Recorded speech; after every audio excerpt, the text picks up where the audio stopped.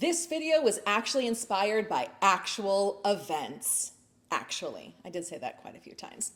But anyways, if you are planning to buy a house and you are actually out home shopping, you are physically going to the houses, I'm going to talk to you about 10 things that you should not do when you are actually on the property at the house and checking it out. So stick around.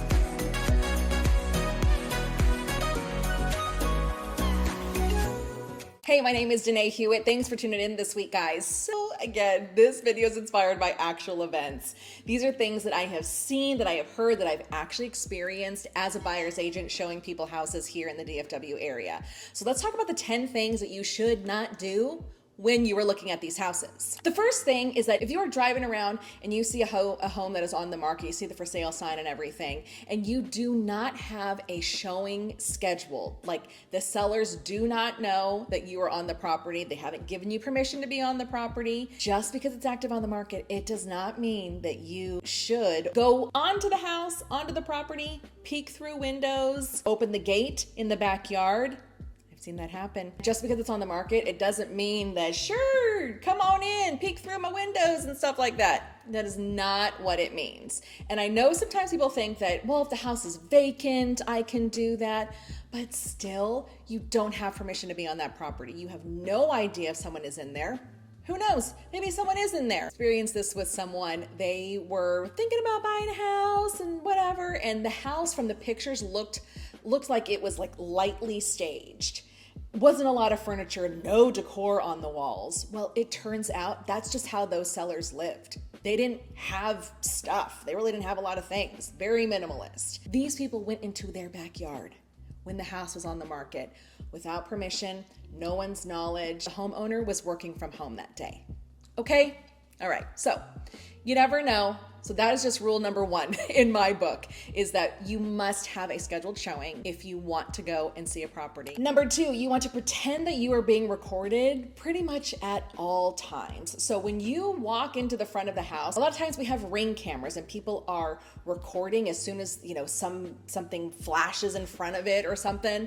And a lot of times there's audio recording too. So you want to make sure that you do not give a bunch of information and do not share a bunch of information that can be recorded.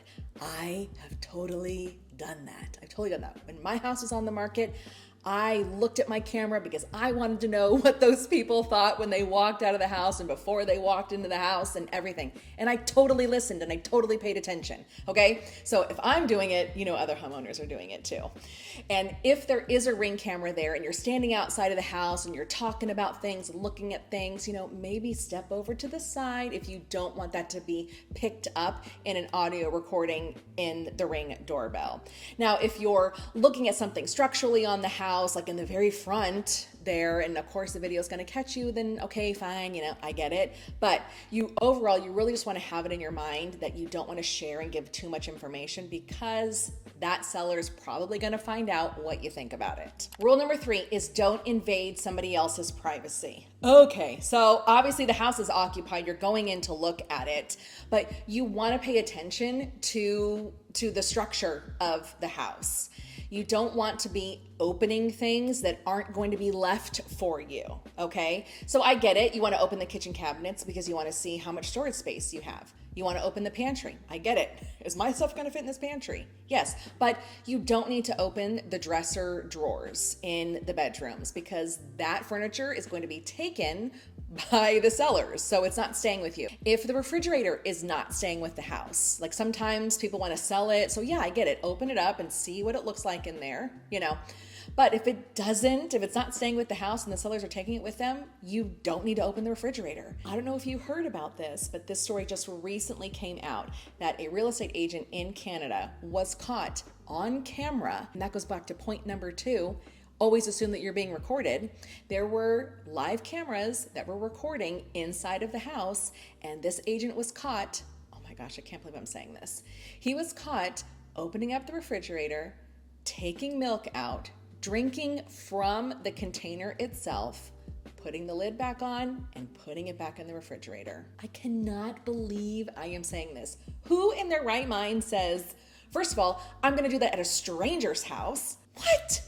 crazy. So y'all Google it, read the story and all of that. So that is certainly invading somebody's privacy. Certainly, right there. So overall, don't go, really looking through people's belongings. This is somebody else's house. And you really, like the golden rule, do unto others as you would have them do unto you. So if you don't want people doing that in your house, don't go do that in other people's houses. It's just out of respect. Rule number 4 is don't bring too many people with you. And I get it. This is a very exciting time. You want people to know and maybe give you some insight, especially if you're a first-time home buyer, of, what house you're buying. But a lot of times that can be really distracting, and it may take you away from you actually getting to see the house. So the people that are buying the house, you definitely want them in there, and then maybe 1 or 2 other people. But other than that, it just gets to be too much. And I tell my buyer clients, I don't want you to miss something on the house because you're having a conversation with somebody or, something like that. Rule number 5 is if you do bring your kids to the house when you're seeing it, because this happens all the time. I mean, obviously I'm going to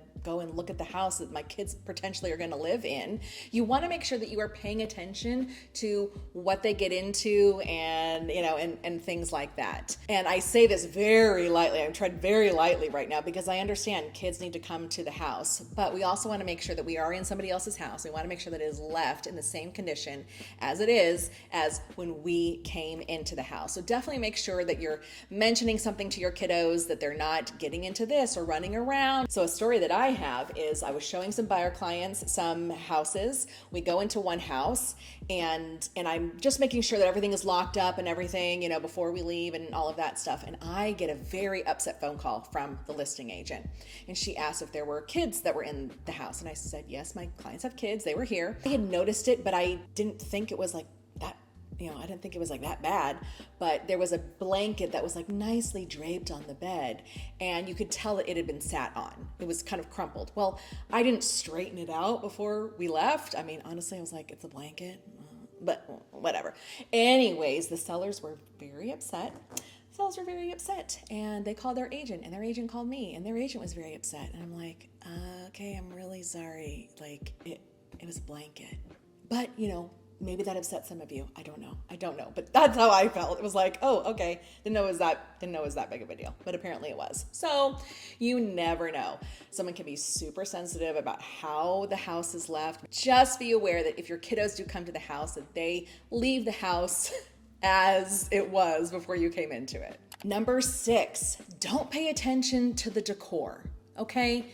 Don't pay attention to what is hanging on the walls and if you like it or not. Don't pay attention to what they have over, on their shelves or things like that, because all of that is going to be taken with them. Pay attention to it if it's a really heavy mirror on the wall and you're like, gosh, well, when that comes off, how much damage is going to be left behind it? Okay, pay attention to that. What you care about is the layout, how big bedrooms are, how big is that kitchen.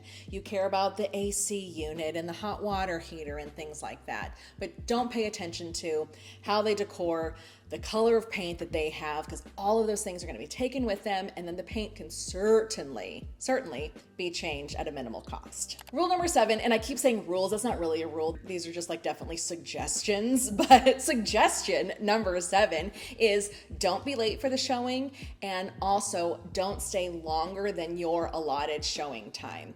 Because the sellers, they leave the house, hopefully they leave the house on time. Most of the time I go and show houses, they're gone right away. But they leave right away. So if you and your agent are delayed by 15 or 20, 30 minutes, whatever, please, common courtesy is to call that agent and say, hey, we are running late. We apologize.